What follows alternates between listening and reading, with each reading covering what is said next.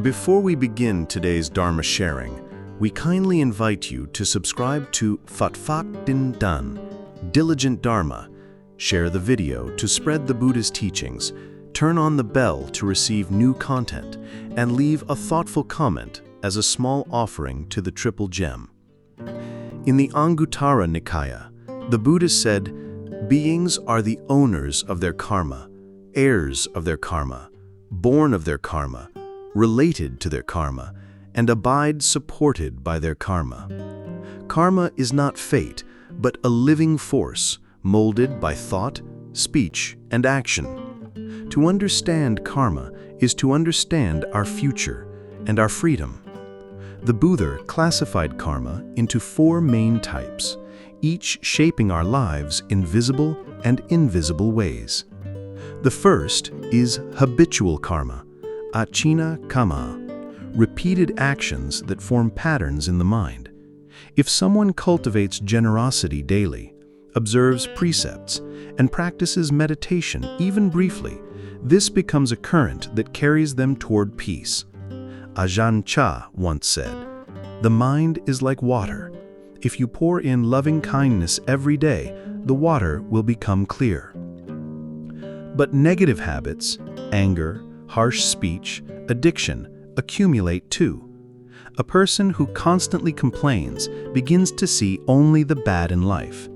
These habits bind us to suffering. The second is heavy karma, garuka kamma, karma so powerful that it overshadows all others. In the Anguttara Nikaya, the Buddha warns that killing one's parents or shedding the blood of a Buddha leads to rebirth in the worst realms.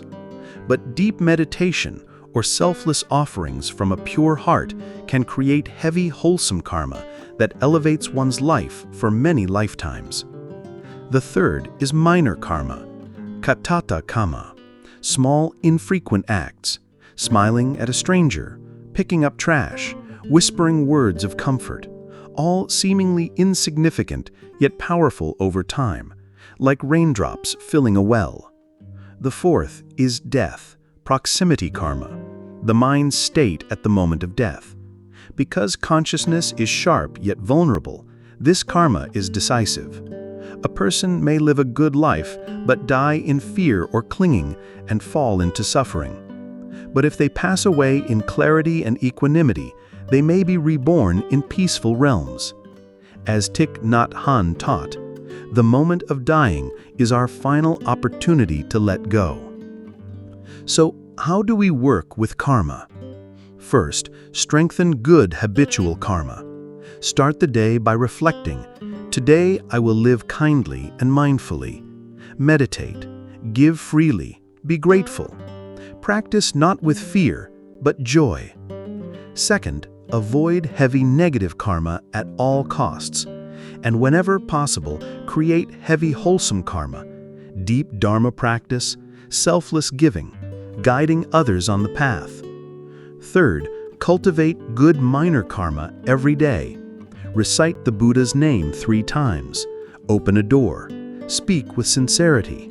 At night, ask, "Did I plant any seeds of kindness today?" Finally, prepare for good death proximity karma. While you're healthy and clear-minded, practice letting go. Contemplate the impermanence of the body, bones, skin, breath, all subject to change.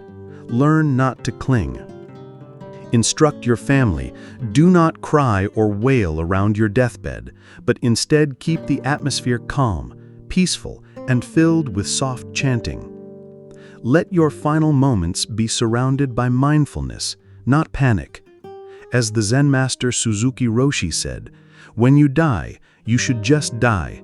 That's all. Don't drag anything with you." The Buddhist path is not merely about preparing for death, it is about learning to live deeply now. Karma is not a punishment, but a mirror. What you send out returns. What you plant grows. If you want peace in death, live with peace now. If you want good results, plant good causes. If you want clarity at the end, live each day with awareness. As the Buddha declared in the Dhammapada, By oneself is evil done. By oneself is one defiled. By oneself is evil left undone. By oneself is one purified. Purity and impurity depend on oneself. No one can purify another. Dhammapada, verse 165. Let us then live with vigilance. Do not postpone practice. Life passes quickly, like a shadow at dusk.